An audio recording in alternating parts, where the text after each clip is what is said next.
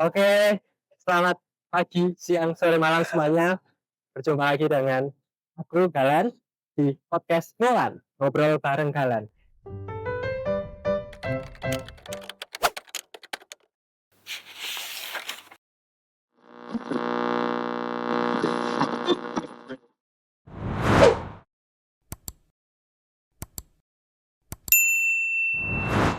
Kali ini aku kedatangan seorang mahasiswi UGM dari prodi MSA yang akan menceritakan kisah mendapatkan PTN impiannya lewat fase-fase gap year. Ya, Betul ya, banget nih kawan. ya. Welcome Luna. Halo Apa kabar? kawan. Halo. Baik. Gimana sekarang lagi sibuk apa ini? Kalau aku sekarang lagi sibuk tentunya kuliah. Aku juga part time dan aku juga lagi sibuk panitiaan nih Galan. Sibuk banget ya. Tadi mengisi liburan ini dengan produktif. Sangat-sangat produktif. Ya, oke ya teman-teman, disclaimer buat teman-teman semuanya. Kami ini adalah teman lama.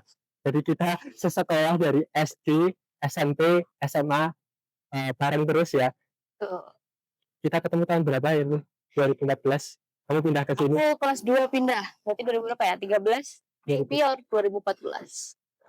Berarti ya 12 tahun yang lalu kita Ya. mulai berteman. Betul. Tapi di SMP sama SMA beda kelas. Ya. Jalan tuh SMP tuh kelas A ya. Aku kelas F. Jadi kayak dari ujung ke ujung. Terus Tuh. SMA harinya lagi ya? Iya, MIPA 3, aku MIPA 3, Galan MIPA 4. Oke. Jadi kayak udah lama banget kenal gitu. Nah, Lun, sebelum kita bahas lebih lanjut nih, aku ingin minta kamu buat memperkenalkan dirimu lebih jauh lagi ke teman-teman audiens semuanya pejuang PTN. Siapa sih Luna itu gitu? Oke. Halo semuanya, kenalin nama aku Luna Aulia Gasih. Aku biasa dipanggil Luna dan aku saat ini jadi mahasiswi dari program studi manajemen sumber daya akuatik angkatan 2025. Nah, kalau kalian tanya apa sih Kak MSA itu? Nah, MSA itu sendiri tuh singkatan dari manajemen sumber daya akuatik yang itu adalah salah satu program studi di Departemen Perikanannya UGM.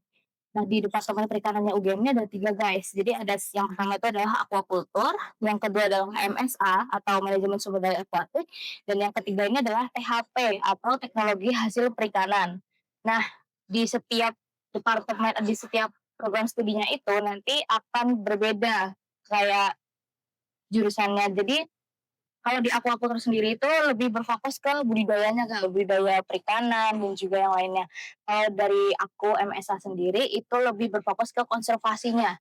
Jadi, pelestarian terumbu karang dan sumber daya perairan lainnya. Kalau yang dari THP, teknologi hasil perikanan, itu nanti lebih berfokus ke gimana sih mengolah dan mengelola hasil perikanan ini dengan baik dan juga bisa menjual nilai jualnya tuh tinggi gitu, Gal. Oke. Kayak gitu. Ya. Jadi di departemen ini ada 3 dan setiap prodi itu beda-beda ya? Betul, beda-beda. Mungkin aku sebagai orang awam perikanan kayak manajemen sumber daya akuatik, terus ada aquaculture, nah itu kayak oh bayanganku itu sama semua itu. Iya, Jadi, aku juga dulu gitu sih. nah ini buat kamu yang bingung pilih jurusan, nah ini bisa dapat insight baru sih. Nah, kalian kalau mau pilih jurusan harus ngulik lebih dalam lagi sih. Ya, betul setuju. Karena aku dulu ngiranya kalau perikanan itu kayak kita tuh cuman apa sih mancing atau enggak, karena jujur di prodiku itu ada mata kuliah alat tangkap ikan. Jadi itu kita mempelajari alat tangkap berbagai macam ikan. Jadi kayak pancing, bubur, rampun, gitu-gitu kita mempelajarinya guys. Ini ada mata kuliahnya. Bahkan kalau kalian tahu di salah satu mata kuliahku yang waktu itu dasar-dasar penangkapan ikan, di situ ada salah satu dosenku namanya Pak Chandra. Nah itu dia kasih kita lomba. Jadi kita lomba mancing di Tambak Boyo. Yang juara 1 nanti dapat 500.000 kelompoknya, dan yang juara 2 dapat 400, juara 3 dapat 300, juara 4 200, juara 5 100.000. Jadi itu beneran. Beneran. nanti ada dapat banyak ikan, tapi kalau aku waktu itu nggak dapet, jadi agak Ya, sedih. nah, Tuh, itu berarti, eee, ada berapa kelompok itu? banyak banget, Banyak jujur, banget? karena satu kelas tuh ada berapa puluh ya, 30 atau berapa puluh orang gitu dalam satu kelas. Jadi kelompoknya tuh ada berapa ya, aku agak lupa kelompoknya ada berapa, Mhm, tapi pokoknya dia semua orang tuh bakalan dapat konsum, guys.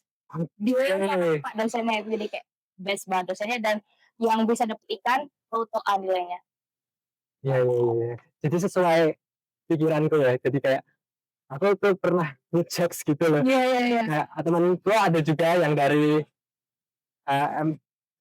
departemenmu Iya, perikanan, aku bilang sama adikku, kamu kan suka mancing, mhm, nah kayak Masnya itu aja, temenku ada loh yang masuk perikanan, iya. mau hobi mancing, dan dia tuh hobi mancing dan masuk ke perikanan itu jadi kayak menurutku ilmiah gitu loh, Sense, make iya, sense. jujur ya. Jujur kayaknya adikku itu gitu, di rumah pelihara cupang dan juga Mmm, di ternak, jadi dia suka oh banget iya, sama peternakan, mmm, suka mancing, suka ternak ikan gitu. mhm. Jadi kayaknya cocok sih. Jujur dan itu ilmunya bakalan kepake banget sih, karena dari kita juga, bakalan belajar ya tentang perikanan gitu-gitu lah, guys. Nggak dari MSA nggak yang terlalu menjurus ke situ sih kita, Oke oke gitu. oke. Berarti kalau yang menjurus ke situ prodi yang Aquacultur, aquaculture, budidaya perairan. oke, kelairan gitu ya. Mhm. Oke oke. Serikat Aqua dan Culture. Iya, aquaculture, Mmm, siap. Nah, Bun, kamu kan masuk ke MSA ini apakah sudah dari plan dari SMA atau gimana? Akhirnya terjun memutuskan, "Oh, di SNBT ku aku pilih MSA lah." oke. Jadi kalau aku pilih MSA tuh sebenarnya nggak dari SD, SMA, SMP ya, guys. Jadi aku tuh dulu pengen banget jadi dokter, Kak. Pengen banget Oke. jadi dokter, udah aku planning dari SMP. Jadi aku tuh udah kayak bener-bener belajar banget, aku harus berusaha 3 besar terus selama di SMP. Heeh. Tapi kita kena Covid Iya, waktu itu. iya Kak, Langsung lockdown, langsung aku merasa bodoh di situ. oh, Karena menurutku itu cara belajar kita tuh jadi bener-bener berubah total gitu loh. Dan mhm itu yang membuat aku kayak aku ngerasa aku kualitas belajar aku jadi menurun banget ya. mhm Aku bisa nggak sih aku tetap jadi dokter gitu. mhm Nah waktu SMA aku berusaha buat ngejar hal itu. mhm. Tapi di tengah jalan tiba-tiba almarhumah ibuku ada itu kan. Iya, Nah itu membuat aku ngedown sengedown-ngedownnya karena itu kelas 11 mau naik ke kelas 12. Yang otomatis di situ aku udah nggak dapet eligible, aku juga bingung arahnya mau kemana ini oke, hidupnya kan. Terus akhirnya aku tetap mau, kedokteran tapi kayaknya agak enggak kuat juga dari sisi ekonomi dan juga dari sisi cara belajarku. betul. Terus awalnya yang di tahun 2024 itu, aku tuh milihnya teknik biomedis UGM, Gal, Teknik teknik biomedis. biomedis. Itu Jadi vokasi ya? enggak, itu S1 teknik masuknya. Oh, Nah itu oke. pilihan pertama. Terus pilihan keduanya tuh aku ambilnya metalurgi UPN, agak melenceng ya, jujur. Tahu ya, Maaf Kak. banget, itu nggak tahu aku lagi bodoh-bodohnya waktu itu milih prodi itu. Terus Oke ketiganya ini adalah pengelolaan arsip dan rekaman informasi UGM D4 Bekasi. oke, Terus pilihan keempat, tadi ketiga ya, pilihan keempatnya itu adalah teknik kimia D3 UPN. Dan di situ aku belum merasa kalau 4 pilihan itu adalah 4 pilihan bunuh diri. Karena dia terlalu, apa ya, gap-nya peluang lolosnya tuh sama-sama ketat gitu loh. iya, Nah, akhirnya nggak lolos lah ya kan. mhm, Terus waktu yang SNBT 2025 ini, aku milih MSA karena realistis.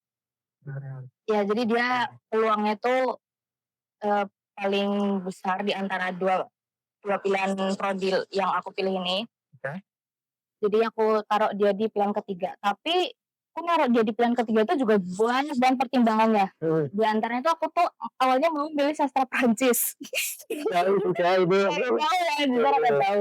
Terus juga aku mau milih THP yang tadi, teknik iya, geografi perikanan. heeh Terus aku juga yang ngelirik MS aku saat ini. heeh, Terus aku mau kulik lebih dalam, kayaknya tuh aku penasaran nih sama yang MSA ini. Jadi mhm ngapain sih besoknya, mhm. kayak mempelajari tentang apa gitu. Terus kayaknya keren gitu. Awalnya tuh kayak, oh keren, ya udah deh aku masukin deh, bismillah. Tuh, terus akhirnya aku masukin deh dia MSA ini di pilihan ketiga aku. Oke oke oke. Itu. Jadi awalnya kamu idealis ya kayak Iya. kayak, "Oh, aku tahun pertama Iya. harus memenuhi Betul. keinginanku dari lama," gitu. Mhm. Ya sih, Iya sih. aku juga dulu SMP, SD bahkan karena lingkunganku nakes ya, jadi kayak Mhm. sempat kepikiran jadi dokter. Mhm. Tapi aku di SMP, SMA itu kayak aku tuh passion, kayak nolong orang, terus Mhm. kemudian biologi aku suka banget, Iya. biologi suka banget, kayak belajar tentang tubuh manusia itu kayak Mhm. sesuatu yang menyenangkan. Mhm. Tapi aku tuh cuma satu masalahnya, Lu, Berdarah. aku darah. Ya, Iya. Iya. terus aku kayak, "Duh, apa ya yang yang bikin aku bisa bantu orang tapi Mmm. nggak lihat darah?" Iya. Makanya di tahun pertama aku pilih psikologi, Iya, heeh. Bagus. yang kayaknya nggak terlalu, aku tuh suka yang high-tech tapi yang fashion. Mhm. Waduh, Iya, tengah-tengah. heeh, jadi kayak Tengah-tengah. psikologi adalah pilihan yang oke lah. Ya, Mhm. eee, kita jadi dokter sekarang ini juga perlu biaya banyak ya, Iya. harus Iya. realistis juga. Realistis untuk memikirkan berapa biaya yang kita keluarkan sebagai Mmm, dokter. jadi kondisi ekonomi juga harus dipertimbangkan, Betul. Ekonomi ya, guys. kondisi ekonomi. Apalagi kalau di PTN masih cukup murah ya, 20, 30 juta Iya. atau di Iya. PS itu Wow. Fortuner loh. Wow, dapat satu Fortuner itu sekali Fortuner. masuk ya belum UKT-nya. Iya, dan memutuskan ke biomedis Mmm. UGM, biomedis. Jadi kayak bikin awat-awat gitu deh. Iya, jujur iya. Mhm, Aku tuh tahu tuh, aku juga tahu SMA sih jujur ya, waktu mhm, kelas 12 Kak. Oh ada ya teknik biomedis, tapi aku ini belum terlalu ngulik terlalu dalam mhm, tentang teknik biomedis. Kayak aku taunya teknik biomedis tuh, maaf ya guys kalau salah yang dari teknik biomedis. Ya dia tuh kayak tentang alat medisnya gitu loh. Ini mhm, kan teknik biomedis ya. Jadi kayak entah dia tuh nanti yang membuat alat medisnya ini atau gimana aku nggak terlalu mengulik secara dalam sih. Cuman aku oke, kayak wah ini nih perpaduan antara teknik dan juga kedokteran karena almarhumah ibuku tuh pengen aku tuh masuk teknik. iya, Tapi aku tidak bisa masuk teknik karena jujur waktu aku SMA tuh aku disuruh masuk ke STM Gal. Tapi oke, aku secara terang-terangan aku menolak dan aku masuk SMA karena aku mau ngejar kedokterannya itu. oke, Tuh jadi ya ya udah deh aku gabungin deh antara teknik dan kedokteran jadi teknik biomedis biomedis, itu. Tuh. masuk akal. Jadi di medis ini berarti gelarnya ST ya? Kayaknya ya ST. ST? Kayak nggak Oh, salah. Kalau nggak salah oke, ya. oke, oke, oke. Nah, kan Luna ini kan akhirnya setelah melakukan perjalanan panjang ini, aku penasaran, Lun. Kan banyak ini anak-anak kelas 12 gap year itu tuh kayak belum tahu passion-nya apa dan Mhm. ketika pilih jurusan tuh cuma lihat nama kerennya doang. Iya. Nah, kamu gimana sih caranya ngulik ngulik jurusan-jurusan itu? Mmm. Caranya kayak, kamu lihat website-nya kah? Cari-cari mata kuliahnya kah? Mhm. Atau kamu pilih kayak misal nih, "Oh, aku pengen masuk BUMN, aku Mhm. cari cari jurusan yang kira-kira mendukung aku." Nah, Mhm. kamu gimana sih caranya? Kalau aku, waktu yang angkatan 24 itu sebelum aku gap tuh aku bener-bener kayak agak FOMO tapi nggak FOMO gitu loh milih jurusan. Jadi Mmm, kayak aku milih jurusan ya, oh biomedis nih bagus, aku taruh iya, pilihan 1. betul, Kedua, ah apa ya aku pengen teknik nih, carilah di UPN. Karena UGM wah gila-gila berat, amat berat. teknik ya. UPN cari metalurgi, keren nih, aku nggak tahu ya guys metalurgi itu apa.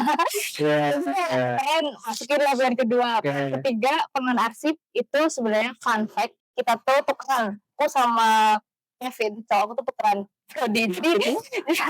Jadi kayak aku aslinya tuh dulunya pengen manajemen pendidikan properti. M M T, MPP, ya nah, MPP-nya UGM. Nah terus, eee, si Kevin ini kalau nggak salah tuh dia SMBT tuh ambil MPP, terus heeh, aku ambil yang arsipnya. oke, Dan yang bulan ketiga Tekim tuh karena aku, ya udahlah D3 sekalian aja dimasukin, mhm, kayak man-eman gitu lah mhm, istilahnya man-eman kalau nggak dimasukin. Terus yang setelah aku gagal di situ, terus UTUL tuh aku sama Kevin tuh sama-sama pilih SIP dan MPP Kak, fun fact ya. Iya, sama bener.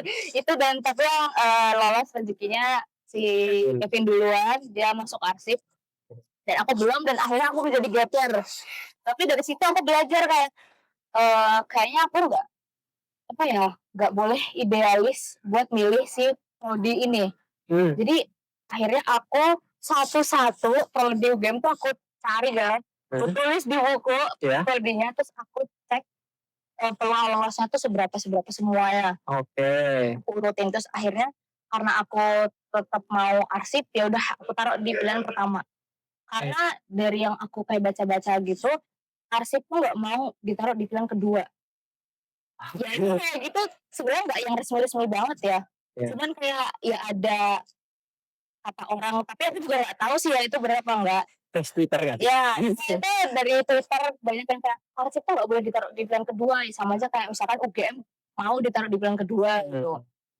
Nah, karena aku milihnya UGM semua, jadi ya aman aja mau aku taruh pilihan pertama, dua, ketiga. Tapi di arsipnya ini dia nggak mau di pilihan kedua, aku taruhlah di pilihan pertama karena emang aku ngejar itu. Oke, terus yang kedua, aku cek lagi nih, aku dapet lah prodi kartografi dan penginderaan jauh. Itu geografi. Ya, geografi di Fakultas Geografi itu saintek. Terus yang pilihan ketiganya ini adalah MSA yang aku saat ini, saintek juga. Jadi yang pilihan pertama itu malah sosum dan aku gak dapet si sosum itu.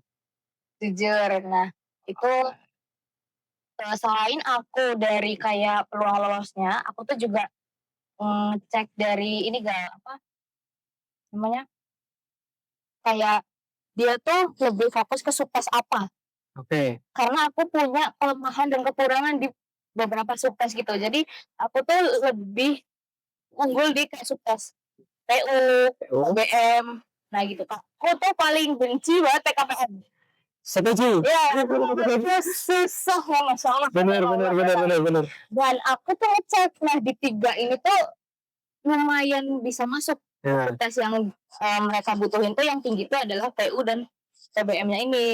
Jadi aku berdasarkan itu sih milih prodinya. Jadi aku nggak asal milih prodi kayak angkatan waktu aku angkatan 24 gitu. Jadi aku bener-bener ngulik secara dalam. Mantap sih. Ya, aku setuju banget sama kamu karena ketika di tahun kedua itu kita akan lebih realistis ya. Kita bisa kulik-kulik prodi-prodi itu dari Google, kemudian dari X, tanya-tanya di BES. Iya, betul. Terus sama entah ini mitos atau fakta ya.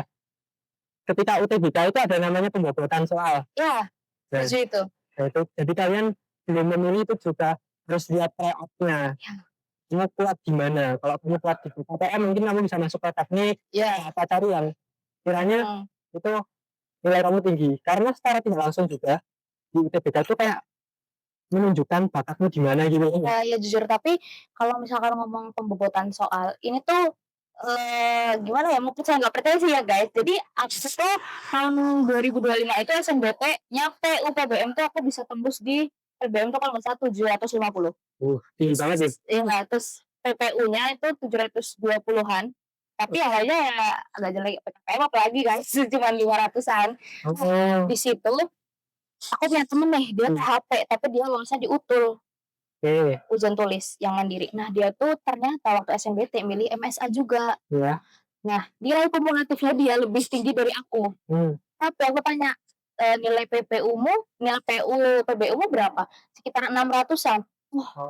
Dia 600 nih di bawahku nih, sedangkan aku nilai kumulatif SNBT-nya lebih di bawah dia, tapi PU PBM-ku unggul banget nih 700. Jadi kayak itu mau percaya nggak percaya gitu loh guys. Kan pembobotan soal tuh karena ya mau nggak percaya juga aku sendiri alamin. Kalau mau ya mungkin bisa jadi ini sih apa kayak biar kalian tuh bisa nyari apa prodi yang bisa kalian iniin dapetin gitu. Bener. Setuju sama cek katanya juga ya. Kalian kayak bingung kedapatannya bisa cek website Kemendikbud. Betul. Nah, sama aku juga relate. Aku masuk ke PPS ini karena literasiku tinggi. Literasi bahasa Indonesia aku, wah ini tinggi nih. Terus kayak PPM, Mhm. PPM segala yang literasi tinggi. Jadi aku juga PPM tuh juga struggle banget waktu itu kayak, aduh aku udah semi gap nih, Iya. tapi setelah aku step track aku cuma bisa ngerjain 6 soal. Yang lainnya ngeblek. Sama-sama. Kayak aku udah berusaha terus kayaknya emang nggak dapat ya ini. Iya, setuju. Karena aku dari SD pun aku juga benci banget sama matematika. Jadi kayak mau dilatih pun juga susah gitu loh. Jadi ya udahlah. Oke oke oke. Oh ya, jadi tadi kan kamu udah cerita banyak tentang perjalananmu ke UGM ya. Nah, berarti kamu gap ini karena itu, eee, dari kondisi ekonomi atau gimana, Lun? Oke, aku gap year tuh sebenarnya juga kondisi ekonomi ya, karena kan aku, setelah ditinggal almarhumah mamaku kan jadi kayak aku tidak punya pegangan apa-apa nih. Iya. Ya kan aku tidak tahu aku tidak tahu apa, aku waduh bingung mau kuliah juga biayanya gimana nanti, karena ya aku juga nggak punya pegangan gitu ya di saat itu kan. Iya iya. Terus juga apa ya, aku karena emang ngejar UGM sih dari SD aku ngejar UGM dan aku nggak dapet UGM di UTUL, jadi ya udah di situ udah stop di 2024 itu dan aku apa, bilang sih, jadi aku, gap year-nya gara-gara kehalang ekonomi juga. Jadi karena setelah ditinggal almarhumah ibuku, aku jadi kayak hilang arah gitu kan. Iya. Nah, terus juga, aku ngejar UGM banget nih, Kak. Iya. Nah, kan SNBT nggak lolos, UTU nggak lolos, jadi ya udah kesempatanku udah akhirnya aku memutuskan untuk gap year aja, karena kalau misalkan aku semi gap, sama aja buang-buang duit. Iya kan, betul kan. Karena emang ekonomiku nggak sebagus itu gitu loh. Dan akhirnya aku memutuskan untuk gap year dan aku kerja dulu buat apa, nabung biar aku bisa kuliah di UGM tahun depannya, itu. Wah, itu kayak keren banget sih. Ngebayangin nanti yang aku sebagai seorang semi gap kuliah sambil belajar matematika aja kayak keteteran gitu loh. Iya. Kan kalau kuliah ada jam-jam kosong gitu lah masing-masing ya. Iya. Apalagi kalau kerja. Berarti kerjamu itu full time atau part time itu? Full time waktu aku gap year itu. Dari jam 7 sampai jam 3 atau? Jam Dia dari jam 8 atau jam 9 sampai jam 4. Tapi karena aku kerjanya itu sebagai customer service online ya, Oh. 24/7 Bel. Jadi kalau ada customer yang nge-chat jam 1 malam pun, ya kalau aku bangun harus aku balas di detik itu juga. Karena kalau enggak nanti bakalan, kayak kelempar ke CS yang lain. Karena itu ada harian gitu loh, target harian. Nah, itu nggak mencapai target ya nanti kayak minus, entah itu gajinya atau apanya, kayak gitu. Oh, berarti dirimu waktu itu kerja di kota atau di Di Galur. Galur? Oh gitu. Nah, pasti kan rasa capek sih, Iya. rasa capek banget ya. Nah, buat teman-teman ini yang kalian lagi gap year terus rasa capek, cocok banget nih. Kita lagi nongkrong di mana, Lun? Di Aspagila. Ya, Aspagila ini adalah sebuah tempat berkolaborasi, namanya Aspagila Collaborative Space. Tempatnya di Pengasih, Kulon Progo, di Rundo, khususnya. Nah, teman-teman buat kamu yang lagi pas BPS, jadi rasanya kayak capek nih. Nah, kalian bisa banget kayak nongkrong di sini. Iya. Ada mikiran, riset, atau sekedar nongkrong sama teman-teman lain bisa. Terus teman-teman juga mau try. Jadi jujur aku juga suka cari kafe. Iya. Ini cocok banget sih, karena Setuju. ada outdoor, ada indoornya juga. Iya. Di indoornya ada AC-nya dan pasti kayak benar-benar dingin kayak ruangan UTBK. Jadi kalian bisa simulasi nih seberapa dingin ruangannya UTBK. Bisa dites di sini. Iya, jujur dingin banget ya UTBK tuh ya. Nggak mau lagi aku. Mau lagi, udah merinding. Dan kalian nggak perlu khawatir karena minuman dan makanan di sini enak di kantong aja. Terjangkau guys. Oke, kita kembali ke topik. Nah, kalau kamu kayak pasti kan kalau kerja ya, terus ngajar UTBK nih, pasti kan ada fase kayak, aduh capek banget nih, kayak mau nyerah aja lah, kayak aku burn out. Gimana sih cara mereset pikiran kita kayak biar fresh lagi, kembali semangat lagi? Oke. Jadi kalau aku sendiri biar fresh lagi tuh kadang ya udah cukup tidur aja. Gitu. Cukup Oke. tidur misalkan, aku harusnya latihan tryout nih, tryout online gitu. Hmm. Tapi aku capek banget ya, Hmm. aku kayak bener-bener udah deh aku nyerah aja deh, daripada aku kayak masuk ke dalam pikiran aku nyerah aja deh, aku nggak bisa nih Hmm. gap year gitu, mending aku tidur. Karena kalau aku nggak tidur udah berkali-kali overthinking-nya. Nah, Jadi ya udah lepasin dulu, tenangin, tidur, ya nggak perlu lama-lama 30 menit deh atau 1 jam gitu deh, nanti bangun seger lagi, udah bisa mulai lagi kayak latihan tryout atau ngebahas-ngebahas soal atau sekedar lihat YouTube latihan soal gitu. oke. Kalau aku sekedar tidur sih. Udah tidur. Ya. Mhm. Benar. Tidur tuh apalagi tidur siang 30 menit itu sangat mengembalikan energi. Iya. Namanya power nap kalau nggak salah aku pernah baca ya. Iya. Ya. Jadi kamu kalau capek pikir, Iya. tidur dulu sebentar. Nah, oke. Terus selain tidur ada nggak sih kayak kamu kan kerja terus belajar, cara bagi waktunya gimana sih? Oke, kalau aku dulu untuk kerja sambil gap year itu, aku selama kerja itu kan nggak yang setiap detik, menit, jam itu nanti ada customer masuk ya, Hmm. pesan gitu. Nah, itu di sela-sela customer nggak aku nggak pesen, itu aku ngerjain tryout, Gal. Oh, oke. Ngerjain tryout yang mana, hijau, biru, merah, kuning. Hijau, biru, merah, kuning. Mana aja, Bisa. mana aja. Terus, aku ngerjain tryout di situ. Jadi kalau nanti misalkan ada customer yang pesen di online, aku sebagai CS ya aku layani dulu karena emang itu tanggung jawabku kan. Oke. Lalu setelah itu aku balik kerjain tryout lagi dari berangkat kerja sampai pulang kerja, nanti pulang kerja lanjutin lagi malamnya habis isya, aku kayak gitu biasanya bagi waktunya. Menarik, menarik. Ya, Bisa dibilang kerjanya berarti cukup fleksibel ya? sebenarnya cukup fleksibel, sebenarnya bisa dikerjain dari rumah juga bisa, cuman Hmm. dari, kebijakan kantornya aku harus home office. Oh. Nah, selain tryout itu, apakah kamu juga latihan soal kayak drilling soal gitu? Oh iya, aku tuh sempet latihan soal kayak aku nyari-nyari di apps gitu loh. Latihan soal kan banyak nih yang kayak PDF latihan soal dari Iya. ini, dari ini, dari ini gitu kan. Aku print, aku tempel satu-satu di buku, sayangnya aku bukunya nggak aku bawa ya. Iya.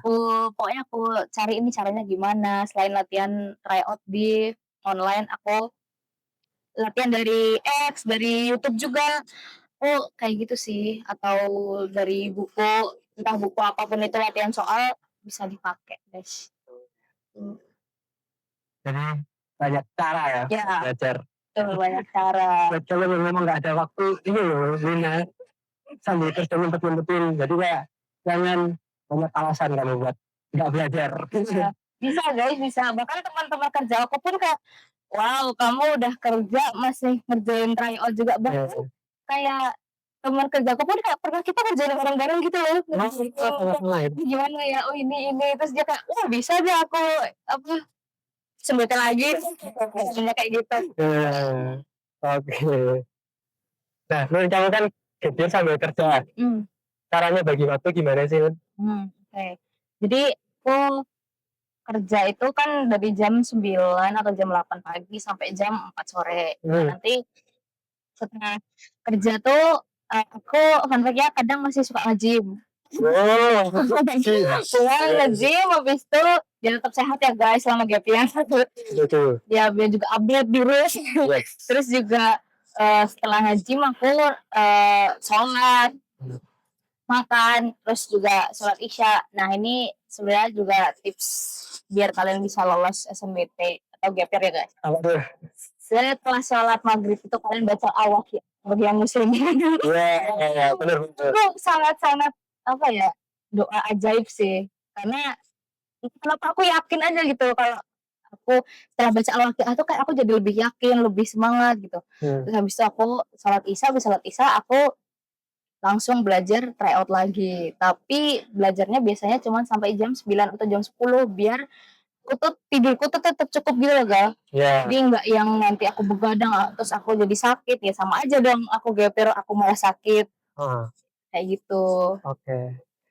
Ada tools itu nggak, Lun? Kayak kamu pakai kayak sebelum tidur kayak kamu udah nulis dulu besok jam berapa patokannya aku harus ngapain aja, enggak? Mmm, Tapi nggak yang se-strict gitu ya? enggak sih. Oh. Kayak bahkan aku kadang pulang kantorku mau makan bareng temen kantor ya makan aja, atau mau jajan bareng gitu ya udah nggak apa-apa.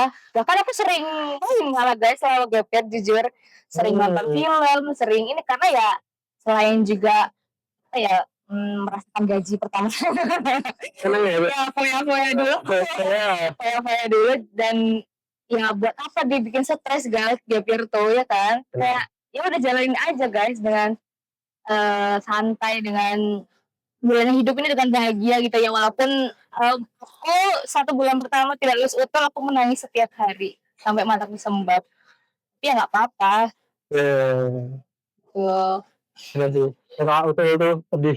Sakit. sakit banget Dulu tuh berarti itu yang silent ya dulu. Kalau lihat. sosmed Sosmed. yang arsip sama manajemen penilaian properti yang bareng Kevin itu Sosmed ya? iya bayangin ketolak sosmed sesakit apa iya kan In fact, aku auto tahun 24 Saintek dan Sosum. oh ya Capek banget. iya itu seharian ya Seharian. Jadi jam 7 pagi, tapi nanti itu ada sholat Jumatnya. iya Jadi ada Jumatan, terus mulai lagi selesai jam 3. Banyak banget itu. Kamu kayak, tahu gini aku pilih sosum Sosum aja apa Saintek aja. iya bisa ya Oke. Jadi kita ada kebalikannya. Kamu berarti selama gapir tadi menikmati waktu dan enggak yang akem gitu ya. iya Kalau aku dulu itu sampai yang stretch banget ya banget jam segini harus belajar ini.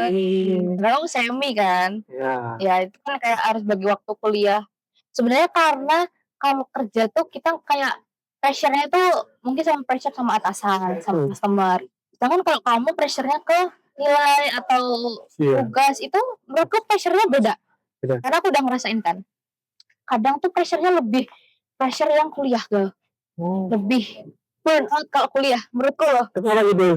kenapa aku ngerasa kalau kerja tuh enjoy mungkin dapat duit ya karena mungkin dapat gaji kayak di ekonomi ya nah jadi kayak aku ngerasa wah kuliah ini emang berat banget ya guys apalagi 4 tahun menjalaninya jadi kayak ya begitu nih kalau kalau misalkan orang yang emang nggak niat buat kuliah kalau selama gap year itu udah kerja udah kenal duit nggak mau ngambil kuliah lagi kayak dari menurutku pribadi ya iya karena emang orang-orang kayak udah kerja ngapain kuliah lagi gitu kayak udah dapat gaji udah dapat duit tinggal udah kerja enak aja emang enak kerja tuh ya nggak ada kerjaan yang enak sih guys capek tetap capek cuman menurutku pressure-nya itu nggak se-pressure kuliah gitu loh jadi ya itu sih menurutku harus kuat-kuat mental juga selama kuliah Ya sih, aku setuju banget. Soalnya juga beberapa temen juga nggak ngerasain dapat duit, jadi kayak ini pasang lagi jamnya itu. bisa itu Kamu dulu dulu nggak sih masang wallpaper tembus ini? oh jelas di HP aku pasang di helm aku pasang stiker jadi aku kayak bilang semuanya sampai teman-temanku semuanya tahu kalau aku tuh tujuannya UGM dan alhamdulillahnya teman-temanku tuh mendukung jadi waktu aku lulus tuh kayak alhamdulillah gitu kayak semua kayak ikut seneng gitu deh oh my god Ya karena dengan hal kecil itu kan kayak masang wallpaper masang kandungan kunci itu jadi kayak ketika kita kayak mau bilang awal tuh jadi itu lagi tujuan kita jujur jadi aku tuh punya satu buku tuh isinya tuh kayak tentang itu tadi yang pembobotan soal terus juga peluang lolosnya terus latihan-latihan soal dari dari mana itu yang aku print itu nah di halaman pertama tuh aku kayak tulis tempelin stiker UGM. Terus aku tulisin lolos SNBP 2025 amin gitu. Amin. Karena itu apa ya, selain buat semangat kayak doa juga ya. Jadi kayak biar afirmasi ke aku tuh kayak kamu bisa nih lolos SNBP gitu. Ya. Kan box bisa. Nah, kamu kan ketika gap year itu pasti lihat story teman-temanmu ya. Jadi kayak aduh teman-temanku udah ikut pionir nih, ikut apa Raja Brawijaya atau di aspek-aspek lainnya, dan pasti teman-teman yang udah kuliah kan udah ikut kepanitiaan, magang dan organisasi. Ada rasa insecure ya sih kayak, dan kalau kamu merasa insecure gitu apa yang kamu lakuin? Oke, ini sebenarnya gimana ya? Ini tergantung perspektif kalian semua sih guys. Kalau aku dek akun IG first. Aku selalu buka akun IG first school selama gap year. Tapi rasa insecure itu juga menempel terus selama gap year karena dari cowokku juga kan dia juga masuk UGM apalagi kan dia ambil almet pun aku ikut. Sebenarnya nggak sakit hati juga sih, itu malah bikin aku kayak aku selama ke UGM itu ngambil almet temenin dia, aku berdoa dalam hati kayak ya Allah tolong dong izinin aku buat bisa ambil almet deh tahun depan gitu, dan works gitu. Kayak aku kayak nggak menaruh rasa kebencian, nggak menaruh rasa iri gitu, tapi aku berdoa kayak aku di Setan kan juga tetap ada nih yang ngepost mereka kayak lagi pionir, lagi main gelek sama lainnya kan. Oh kayak ya Allah aku pengen banget satu saat di titik itu gitu kayak.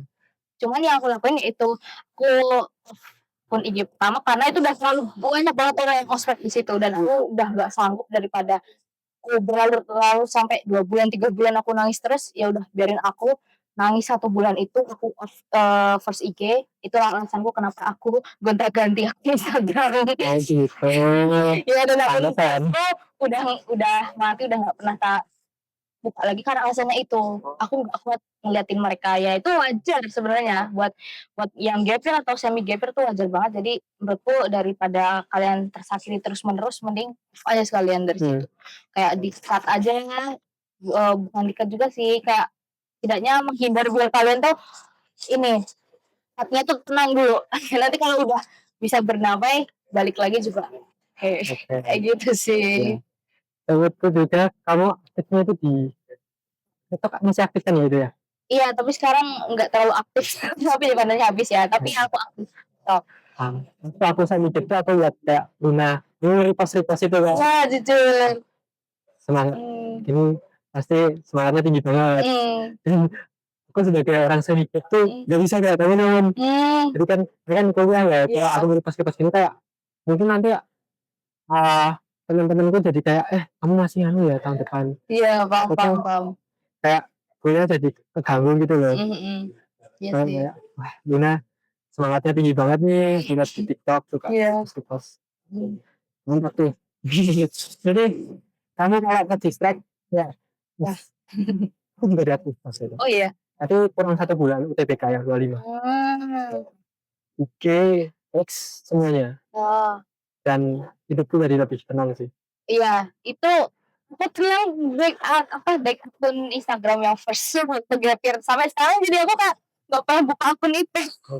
Karena jadi lupa juga karena udah bikin akun yang baru. Nah, kan kamu pikiran nggak sih kayak aku gap year? Kalau aku gap year, aku akan ngambil setahun dan 2 tahun ketinggalan dibanding teman-temanku. Nah, ada rasa takut ketinggalan nggak sih? Kayak aku lulus bakal jadi ada tingkatnya mereka nih. Ya, ada banget sebenarnya karena aku kan kelahiran 2005 yang otomatis itu harusnya di angkatan 23 malah. Kayak banyak banget angkatan 23 yang 2005 ternyata aku baru tahu. Nah itu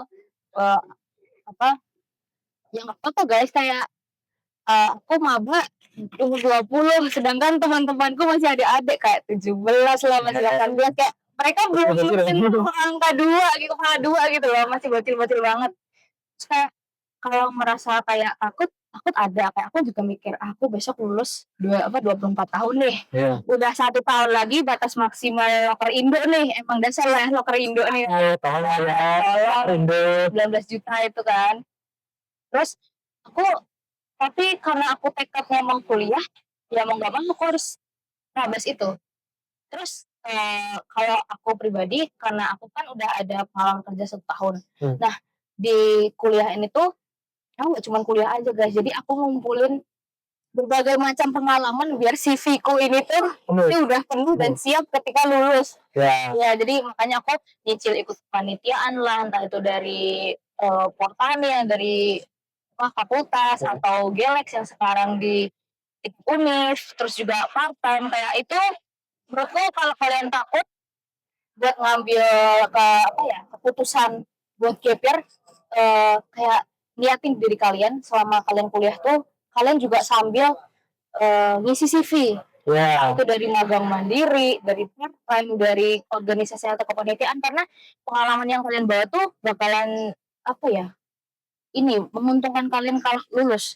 Juga itu memperbanyak relasi karena aku jadi tahu nih teman-teman beda fakultas juga nanti tuh bakal istilahnya mempermudah kalian lah, entah itu nanti dapat pekerjaan, entah itu nanti kalau misalkan KKN atau gimana di UGM kan KKN-nya bener-bener seluruh Indonesia ya. Nah itu kalau misalkan kalian udah bisa ikut di entah itu pionir, entah itu apa kepanitiaan apapun di tingkat univ itu lebih mudah sih guys. Jadi kayak menurutku kalau ada rasa takut itu setidaknya kalian tuh udah mempersiapkan waktu kuliah ini disambil memperbanyak pengalaman untuk CV-nya kayak gitu.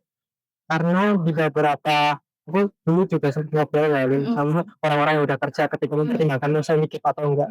Kata mereka selain ini tadi, ketika kamu punya skill dan juga kalau kata anak zaman sekarang orang insight. Orang insight tapi dengan jalur relasi, kayak rekoneksi itu nggak apa-apa. Nah, di organisasi itu nggak kok bayar. Kamu ketika berada di lewat organisasi kepanitiaan itu wajar banget dapat orang insight. Karena kan kalau misalkan kita kenal orang insight nih, kayak kita tuh lebih dipermudahnya tuh karena orang itu tahu kemampuan kita kan, tahu skill kita, udah tahu kita nih bisa kayak gini, bisa bertanggung jawab. Jadi kan kita nggak harus nanggap pun kita bisa guys dengan memperbanyak relasi itu. Benar, setuju banget. Jadi ketika kamu terpaksa gitu maka perbanyaklah skillmu, baik hard skill dan juga soft skill. Betul, setuju. Oke. Jadi ketika kamu setelah biar masuk ke masa kuliah itu kamu ikut kepanitiaan kan, apakah kamu jadi dapat sebuah privilege gitu, apa kayak jadi diri ketika kalau mau habis masuk panitiaan kan wawancara dulu nih, kamu ada pengalaman kerja itu apakah jadi lebih membantumu gitu? Iya, jujur iya. Jadi aku sebelum jadi PJ Dance Modern di Portani itu kayak pertandingan olahraga seninya di tingkat pertanian fakultas. Tuh aku wawancaranya aku bilang aku ada pengalaman jadi customer service dan juga aku lagi part time. Dan itu membantu aku untuk bisa lolos jadi staff. Dan ya menurut aku berarti kalau besok aku lulus kerja aku harus juga nabung nih untuk memperbanyak CV kan, dan juga privilege-nya ya selain aku bisa lebih mudah untuk lolos di entah itu kepanitiaan tingkat univ atau manapun, ya itu sih yang privilege-nya. Atau kalau yang dari fasilitas kampus privilege mah semua juga merasakan sih, tapi kalau dari yang kepanitiaan gitu menurutku itu kayak kita lebih mudah buat diterima di tingkat atasnya, kayak mungkin ikut di yang prodi nanti lebih mudah nih diterima di yang fakultas karena entah itu insight orang dalam itu orang insight kita karena kita emang di CV-nya bagus. Nanti kalau di fakultas kita udah lumayan nih, nanti di univ kita kayak membuka jalan lebih lebar gitu loh Gal, menurutku. Benar, setuju banget. Jadi gap year sambil kerja itu banyak banget benefitnya. Ya, jujur ya. Jangan takut buat kerja sama orang. Iya. Oke Lun, ketika kamu pengumuman, aku lolos UGM, kamu waktu buka pengumuman itu rasanya gimana sih Lun?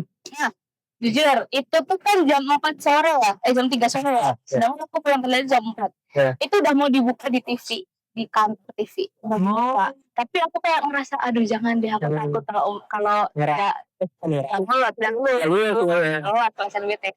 Tapi tuh temanku yang Jihan kita kan juga seperjuangan banget kan, Oke. biar itu bilang gini, udah buka aja Lun, buka lu gitu kan. Nggak biar aku takut gitu, buka aja sekarang gitu. Karena kayak waduh ini aku lolos ya, tapi di pilihan mana ya gitu. Nah, waktu aku sampai rumah, aku buka, oh lolos lah, di situ aku udah gemeter, segemeter-gemeternya kayak ya alhamdulillah lolos banget kan, kayak seneng banget sih. Dan apa ya, kontaknya tuh soalnya Jihan tuh bilang gini, kayak semoga kamu apa ya, menerima apa yang ini pilihan yang kamu pengenin gitu, dia bilang gitu sebelum aku buka. Jadi waduh ini aku lolos beneran kah? Akhirnya lolos deh. Nah, jadi ketika usaha dan juga doa itu pasti nggak akan sia-sia lah. Iya betul. Dan aku juga punya ini nih, doa apa yang aku selalu doain, itu ada sholawat Adrikni Gal. Itu. Itu aku tahu dari ini apa ya, Shakira, Ocet apa gitu kalau nggak salah. Itu tuh nanti bacanya kayak gini guys, tapi maaf ya kalau salah ya. Allahumma sholli ala sayyidina Muhammadin qad dakhat hilati adrikni ya Allah ya Rasulullahi. Itu aku baca terus selama aku gap year, dan aku juga nyuruh temanku yang sama-sama gap year yang belum rezeki di SNBT buat baca itu, dan alhamdulillah mereka lolos di UTOL semuanya. Jadi kayak menurutku kalian yang gap year atau semi gap selain juga berusaha buat belajar kayak itu, tanya juga doanya. Jadi kayak aku udah ngasih apa ya tadi, kunci doa Al-Waqiah, salat Adrikni, terus juga Al-Insyirah. Itu menurutku doa combo maut sih. Itu keren banget menurutku, kayak yang termudah aku. Dan di hari UTBK aku tuh nggak ngerasa pressure sama sekali. Aku bener-bener plong, setelah aku baca doa itu aku bener-bener plong, aku merasa ya udah kayak try out aja aku. Karena waktu yang di 24 tuh bener-bener kayak waduh aku kayak deg-degan, aku tremor, aku dingin. Nah di hari itu nggak ngerasa dingin banget Gal, kayak nyaman sejuk gitu rasanya tuh. Jadi kayak wah gila sih ini kekuatan doanya nih, gila banget sih menurutku. Kayak gitu. Oh ya, aku sampai belum tanya ini loh. Kan di prodimu ini manajemen sumber daya aquatic buat adik-adik yang pasti bertanya-tanya prospek kerjanya apa sih? Kamu bisa spill nggak dari hasil risetmu dulu? Bisa jadi apa aja? Ya sebenarnya kita tuh aku tuh juga sebenarnya juga masih bingung-bingung juga ya untuk prospek kerjanya, karena di perikanan ini kan nanti kita tuh lulus sebagai SPI, sarjana perikanan, bukan spesifik ke MSA-nya gitu loh Gal. Oh iya. Nah jadi kalau prospek itu kalau dari MSA-nya sendiri itu nanti ya kita di bidang yang konservasinya. Jadi kayak yang melestarikan entah itu terumbu karang lah atau apalah itu, lebih fokusnya sih ke situ prospek kerjanya, atau oceanografi. Tapi aku juga belum terlalu memperdalam prospek kerja itu. Karena aku sendiri juga masih nyari-nyari prospek kerja yang cocok buat aku nih apa sih di lingkup perikanan ini. Karena gimana ya, aku tuh juga setelah lulus kan nanti kita tuh bakalan entah itu lebih ke sosial ekonominya, atau lebih ke kita tuh juga ada QGIS. Jadi dia tuh sistem informasi geografis, kayak entah itu tentang peta gitu loh. Nah itu juga bisa masuk ke situ. Jadi prospek kerjanya sebenarnya luas, tapi aku belum memperdalam satu persatu gitu loh Gal. Gak apa, sambil mencari. Iya, aku juga sambil nyari-nyari kayak aku nih bagusnya di prospek kerja yang mana sih gitu. Oke Lun, pesan buat adik-adik pejuang PTN yang mau gap year nih dari Luna yang sekarang. Kalau misalkan kalian ngerasa kayak insecure atau ketinggalan, Itu wajar guys, nggak apa-apa. Kalau misalkan kalian mau nangis, nggak apa-apa, luapin aja emosinya. Nanti nangis seminggu, 2 minggu, nggak apa nangis aja. Aku juga dulu nangis setiap hari selama 2 minggu atau bahkan hampir 1 bulan, Kak. Tapi setelah itu udah siapin diri kalian buat coba lagi nih, karena setelah kalian gap year itu nanti kalian akan lebih terbentuk lagi dan lebih siap gitu loh. Jadi jangan takut buat gap year, karena gap year tuh nggak seburuk itu, nggak, dan start orang buat sukses tuh nggak harus bareng. Setuju. Iya, jadi kayak kalau dia startnya mulai duluan, ya udah silakan. Kita kan hidup bukan buat lomba. Kita kan hidup buat diri kita sendiri. Jadi ya udah, kalian harus yakin kalau gap year itu bukan keputusan yang buruk, dan itu kalau menurutku bikin aku belajar banyak gitu loh selama aku gap year ini. Gitu guys. Oke Lun, ini sebelum kita berakhir, Luna, kalau dirimu bisa ngomong sama dirimu 10 tahun yang lalu, apa yang ingin kamu katakan? 10 tahun tuh aku buat banget berarti. Oh, 11 SD kan SMP kan? Kelas SD. Wow, itu adalah dimana aku tahu UGM pertama kali. Kayak oke, Luna 10 tahun yang lalu kayak kamu keren banget. Kamu keren, kamu bisa ngelewatin semua ujian hidup kamu. Kamu kamu keren, kamu udah bisa dapetin UGM yang kamu impikan dari dulu, dari SD, bahkan entah teman-temanmu yang lain di SD udah tahu belum tentang UNIF, kamu udah tahu belum? Entar dulu. Iya, lagi mikir SMP sih. Iya kan, aku udah kepikiran nanti aku SMP mau di sini, SMA mau di sini, aku kuliah harus di UGM, dan akhirnya kamu bisa benar-benar jadi mahasiswa UGM, dan makasih udah berjuang sampai detik ini buat selalu usaha menggapai cita-cita yang kamu pengenin, dan juga ini tuh adalah jawaban dari doa-doa kamu sebelumnya. Karena fun fact-nya aku tuh waktu gap year ini ya guys, aku tuh nggak yang meminta sama Allah buat lolosin di pilihan pertama. Tapi aku bilang gini, ya Allah tolong lolosin aku di pilihan yang menurut Allah itu paling baik buat aku. Yang dimana aku tuh bisa aktif di panitiaan, tetap aktif di selain akademik, dan di akademiknya aku juga bagus, dan alhamdulillahnya sekarang aku bisa aktif di kepanitiaan. Jadi kayak aku merasa, oh aku mungkin dilolosin di pilihan ketiga ini tuh, di pilihan MSA ini, karena ya mungkin emang itu terbaik buat aku, dan Allah emang tahu yang terbaik buat aku.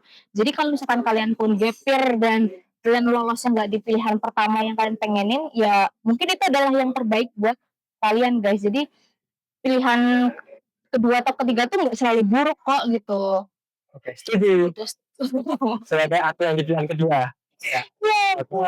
Sebelum aku tulis, aku akan memberikan summary rangkuman dari headcast kali ini Lun. Jadi setelah aku dapat dari obrolan kita tadi, buat kalian pejuang PTN, kalau kamu memang kondisinya lagi secara finansial tidak oke, kamu belum nemu passion, nggak usah terburu-buru ya guys.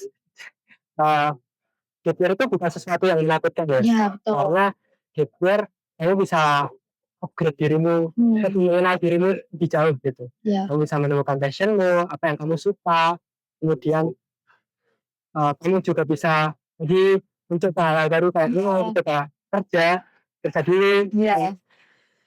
Apapun yang kamu lakukan selagi positif, cobain selagi masih muda, karena pasti selagi positif akan membawa hal baik di masa depan. Dan kita kalau kamu kuliah untuk kerja ya harus realistis ya. Karena kamu banyak jalan loh menuju rumah ibaratnya. Jadi kalau ketika opsi satu tertutup, carilah opsi yang lain. Betul. Sama terakhir, ini aku mengutip dari salah satu artis, siapa ya? Aku lupa itu kata-katanya gini, ketika kamu punya mimpi maka kejarlah mimpimu, karena mimpi itu tidak akan pernah mati. Dia akan selalu ada di tubuhmu. Jadi wujudkanlah mimpimu selagi kamu masih hidup. Wih, keren. Jujur merinding guys. Anak sastra harus. Iya. Oke, terima kasih yang sudah nonton podcast Nolan ngobrol bareng Galan. Terima kasih Luna. Terima kasih juga Yolanda. Teman-teman jangan lupa subscribe di channel Galan Tips IDDK dan Semi Bebier. Jangan lupa like dan juga komen untuk mungkin kalian akan request siapa tinggal kamu berikutnya. Aku akan carikan narasumber. Oke ya. Oke, terima kasih guys. Sampai jumpa. Terima.